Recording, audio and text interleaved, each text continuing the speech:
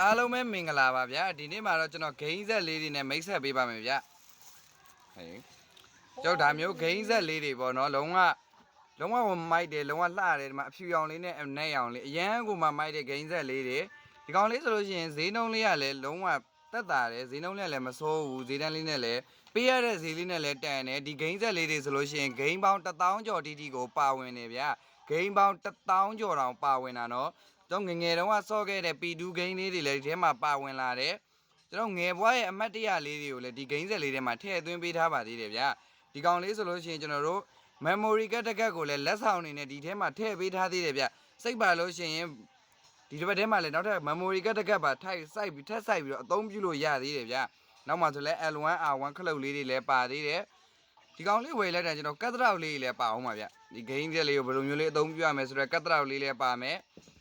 အသွင်းကြိုးလေးကတော့ type C ကြိုးလေးနဲ့လာမှာဗျ type C ကြိုးလေးနဲ့လာမှာ